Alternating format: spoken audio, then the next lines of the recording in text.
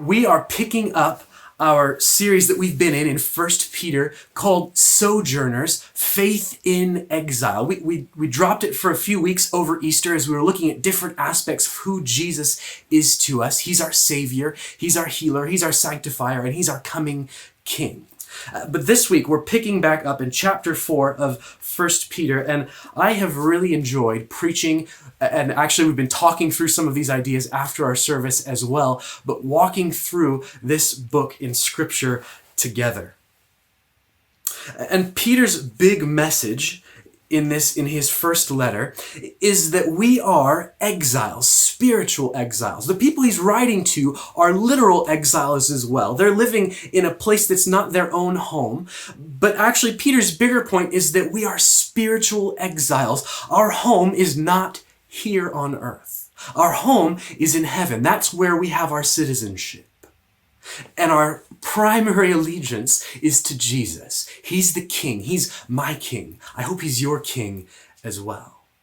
We're spiritual exiles. And so because earth is not our home, we are sojourners, aliens. We look and talk and sound and walk differently than those around us. Actually, we walk and look and talk and sound like our King, like Jesus. And so Peter picks up with he continues with one of his big themes here in chapter 4, that of suffering. And he has, if you've been with us over the last bunch of months, and just to remind you, if you want to catch up on previous sermons, you can do that on our website. But he picks up on this theme of suffering, and it's a pretty radical view of suffering. It's a pretty radical view. Because essentially he's saying that suffering isn't to be avoided.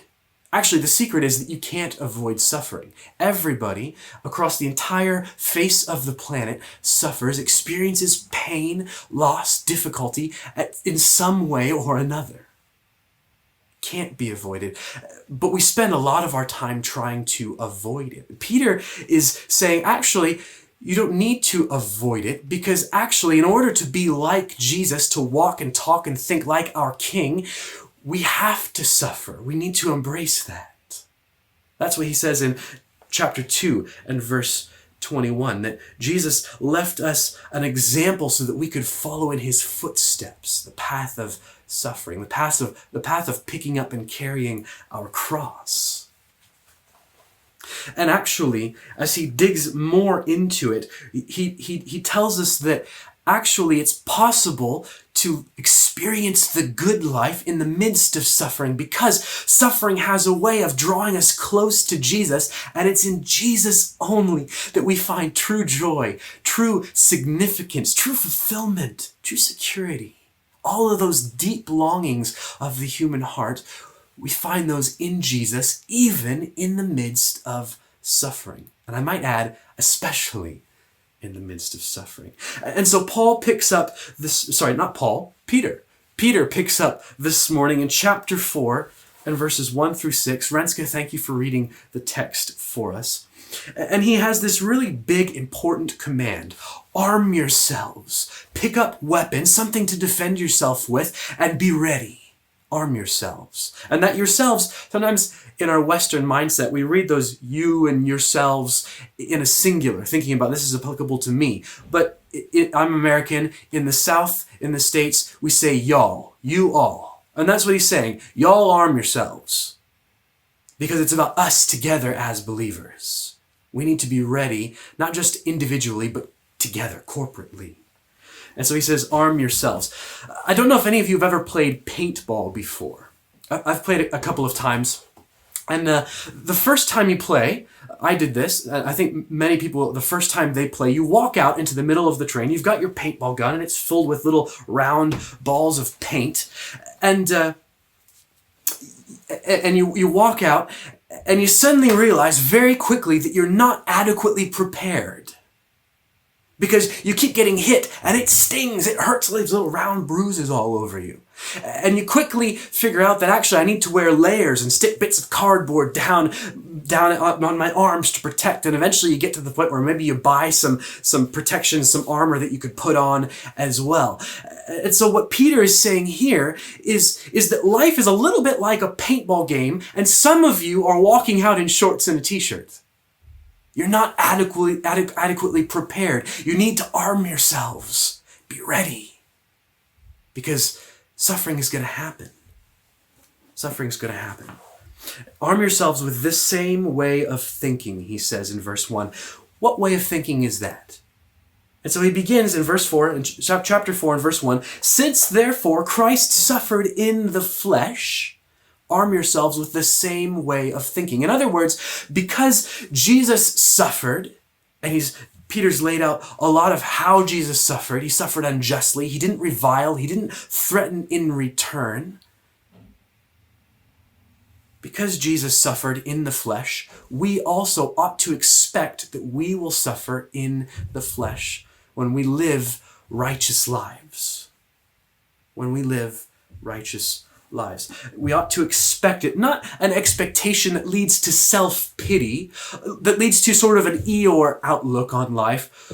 Woe is me, I should have known this is what always happens when you try and do the right thing. No. This is an expectation that leads to being prepared. Peter says in chapter 1 that we need to gird our minds. It's the picture of the soldier who wraps his clothes up around him so that he can run quickly and move and be agile. Be ready. Gird your mind. He says in chapter 5 as well that we have an adversary, the devil, who's roaming around like a lion seeking whom he may devour. And Peter tells us to stand firm in our faith. There's this overarching theme in the book of 1 Peter that life is not a walk in the park. A life of faith is not a walk in the park. It's a battlefield, and that battle starts in our minds. Peter says, arm yourselves with the same way of thinking. Since Christ suffered in the flesh, we ought to be prepared, us as well, that we will suffer in the flesh. Because the reality is, the world around us has great pull and influence on us. And if we're not careful, if we're not armed and ready, suffering, persecution, difficulty, it can drive us away from Jesus rather than causing us to draw near to him. So Peter gives us ammunition this morning. Ammunition for our spiritual arsenal. 3 things that suffering well accomplishes. And if we want to spend our time here on earth, we need to learn to suffer well, to suffer like Jesus did. So 3 things. Suffering well, firstly, purifies the believer, you and I. Suffering well purifies the believer. Suffering well, secondly, proclaims our true allegiance to the world around us. And thirdly, suffering well trusts God's promises. It trusts God's promises. 3 P's. It purifies, it proclaims, and trusts his promises. So what does Peter say about the first one? Suffering well purifies the believer. He continues in verse 1 and he says this, for whoever has suffered in the flesh has ceased from sin, so as to live for the rest of the time in the flesh, no longer for human passions, but for the will of God. The first thing that suffering well does in purifying us is that it stops sin. You see how he says that? Whoever suffered in the flesh has ceased from sin. Suffering somehow causes sin to stop in our lives. That's why Paul says in Colossians chapter 3 that he says when he talks about stopping sin, he doesn't say you should try and stop that. He says, no, put it to death, kill it. Because it's painful and it has to be put to death or otherwise it grows back again. Suffering leads to sin stopping. It doesn't mean that we'll be perfect in this life like Jesus was perfect after we suffered for a bit. But suffering has this mysterious, marvelous way God uses it in order to help us to see sin that we were previously blind to. And oftentimes he brings us through suffering to the end of ourselves so that we stop trying to accomplish things, doing things in our own strength, and say, Lord, I can't do this anymore. I need you. I need you. Two particular ways that God uses suffering in our lives, two particular kinds of suffering that Peter deals a lot with. The first is that, because of Jesus in our lives, we suffer when we choose to walk differently from the world. It's one of our core values at City Church. We are countercultural because Jesus was countercultural. And so we walk differently from the world, and it lashes out against us, and we experience persecution. Sometimes physical, but sometimes emotional and spiritual as well. And actually, that violence, which is meant to do us harm, which was meant for evil against us, actually serves God's purposes in our lives to make us more like Jesus. But sometimes because of Jesus in our lives, we also begin to deny sinful fleshly desires in our lives, to kill sin. And actually, that's a process of suffering as well. That's suffering for righteousness' sake as well. In my own life, I don't know about you, but in my own life, the two places where God has done the most work in this way is through marriage and through parenting.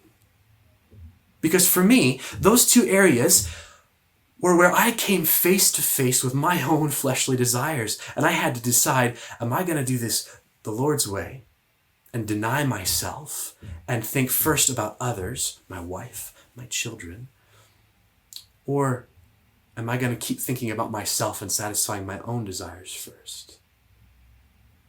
And praise be to God that He used those things in my life to help me to stop thinking about myself so much. He does the same thing in other areas of our lives. Perhaps there's some folks who are single, who aren't married with us this morning. He uses that in your life. Just like He uses the particular suffering of marriage or of parenting in your life, He can use that suffering in terms of being single as well to draw you closer to Him, to help you identify particular areas of sin that He wants to change as you deny your fleshly desires. C.S. Lewis said in his book, The Problem of Pain, we can ignore even pleasure, but pain insists upon being attended to. God whispers to us in our pleasures. He speaks to us in our conscience, but He shouts in our pain. It is His megaphone to rouse a deaf world. God has an incredible way of using suffering, not only to stop sin, but actually, if you notice what Peter says as he continues, to start holiness as well. Look at what he says in verse 2. He says that whoever has suffered in the flesh has ceased from sin, verse 2, so as to live the rest of the time in the flesh, no longer for human passions, but for the will of God. We know what human passions are. We know their motto. Follow your dreams, follow your heart, listen to your intuition. You do you.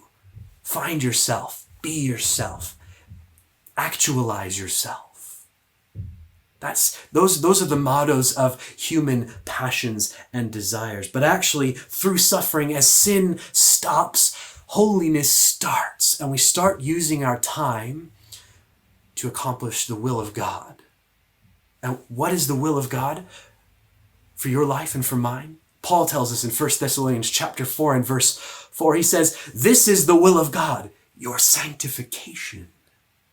His will for your life and for my life is that He wants to make us look like Jesus. That's what sanctification means. It's the process by which we begin to walk and talk and act and think like Jesus as we're filled with His Spirit, as we keep in step with His Spirit who's in us.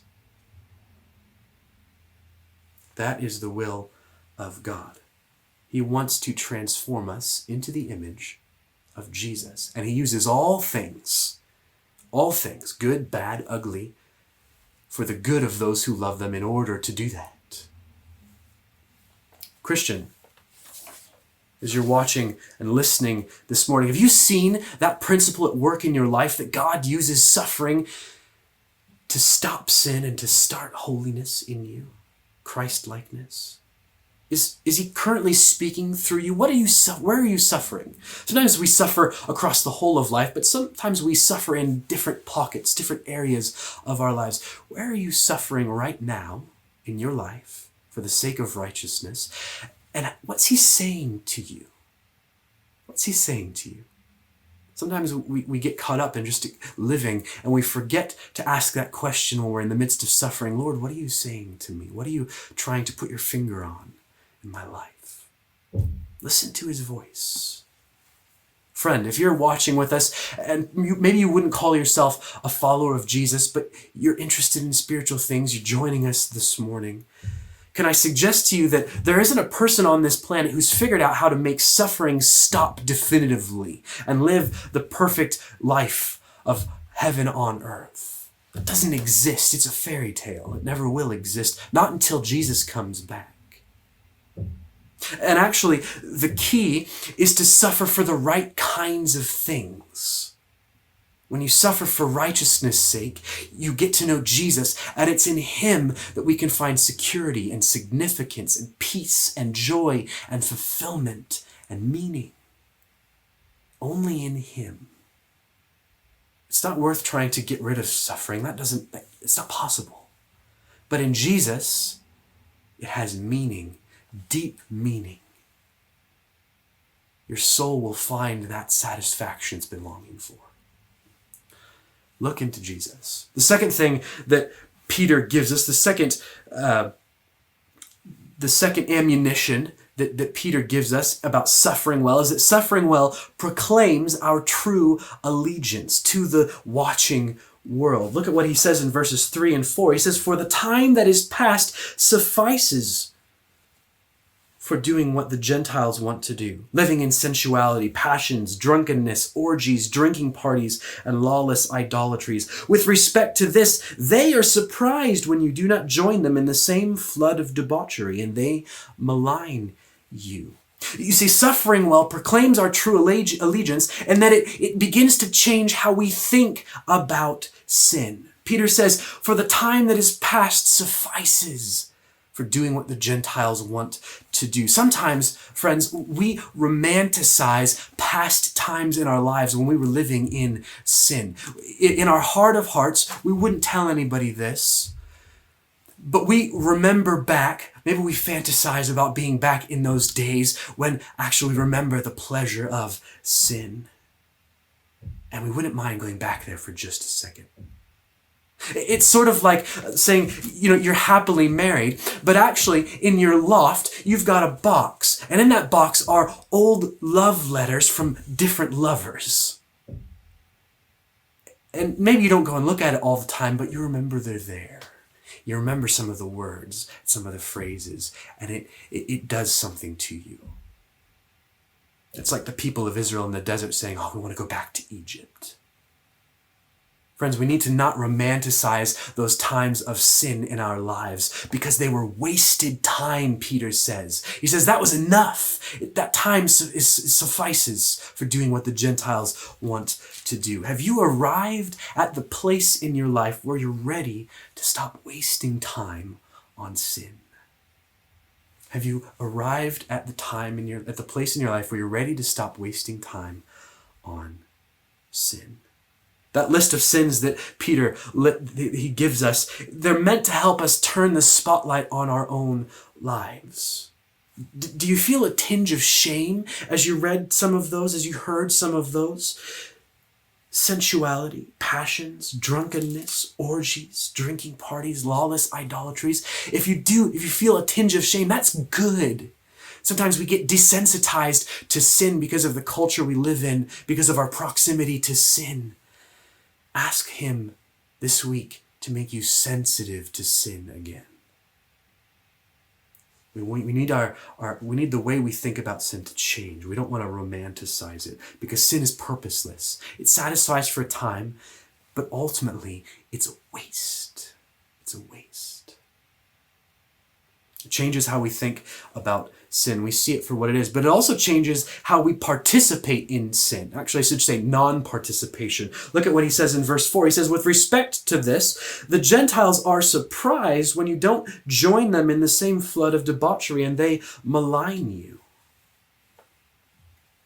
You see, the Gentiles, like we were before we began to follow Jesus, they love the darkness more than they love the light. That's what Jesus says to Nicodemus in John chapter 3.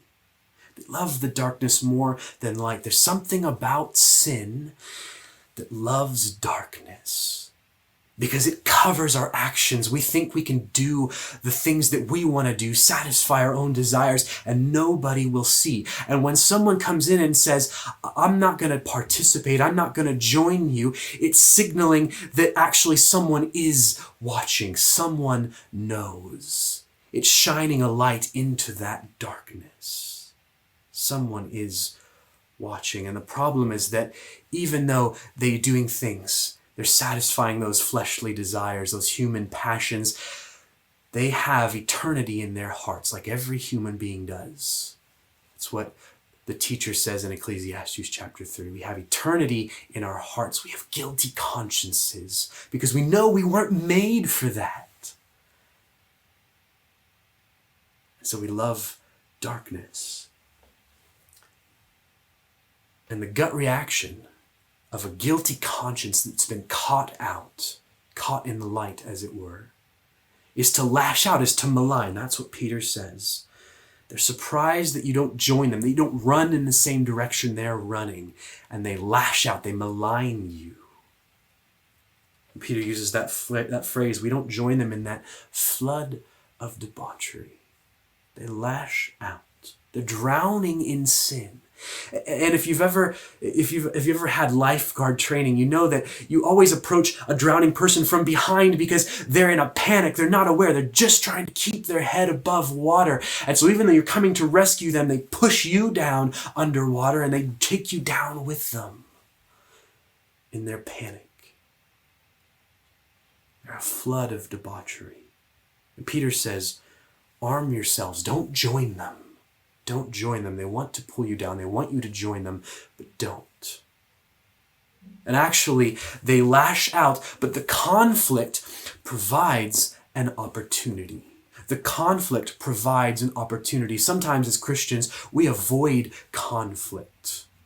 We avoid conflict about our faith. But oftentimes, that conflict provides an opportunity. Peter tells us two ways that we should react and expect to act in the midst of that. In chapter 2 and verse 12, he says, keep your conduct among the Gentiles honorable, so that when they speak against you as evildoers, when they malign you, ultimately they may see your good deeds and glorify God on the day of visitation. When they malign you, keep blessing.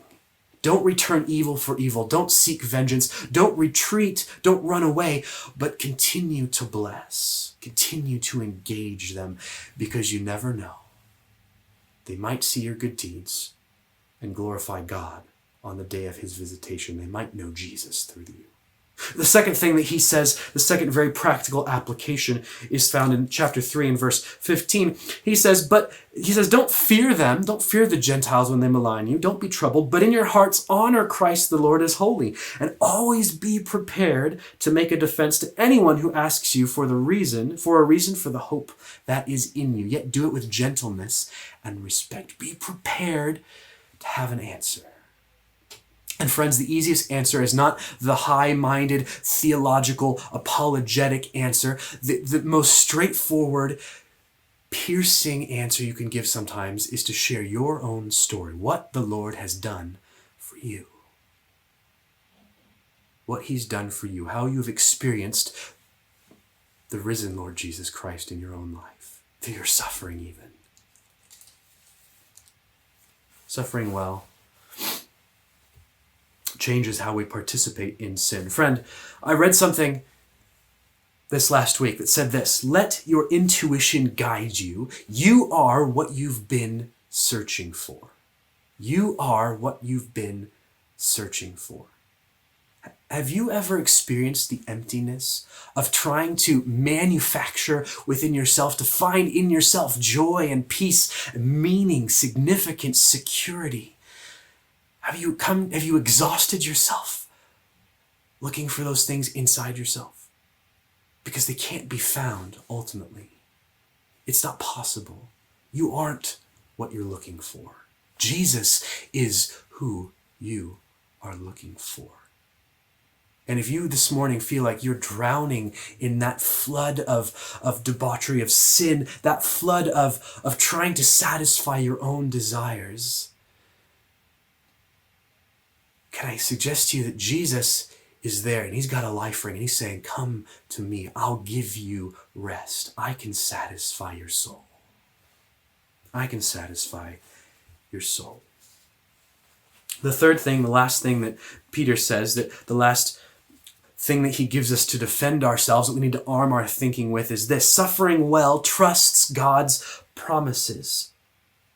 Peter says this: when you do not join them in the flood of debauchery, they malign you. And verse 5, but they will give account to him who is ready to judge the living and the dead. For this is why the gospel was preached, even to those who are dead, that though judged in the flesh the way people are, they might live in the spirit the way God does. Suffering well trusts God's promises about who he is. He is the judge. He's the judge. And he's going to judge the living and the dead. Everybody's going to give account to him. It's a pretty big scope, the living and the dead. That's every person ever will give an account to him.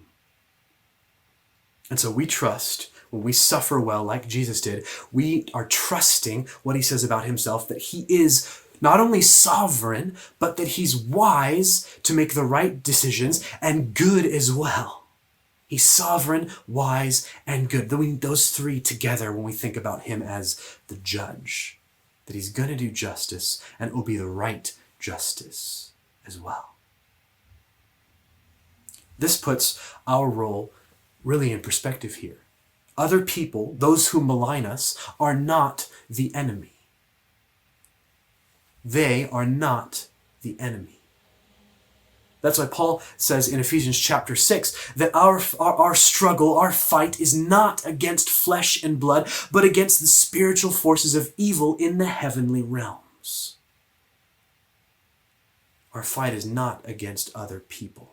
And so our role is to trust what Jesus did back in chapter 2 and verse 23. When he was reviled, he did not revile in return. When he suffered, he did not threaten, but he continued entrusting himself to him who judges justly.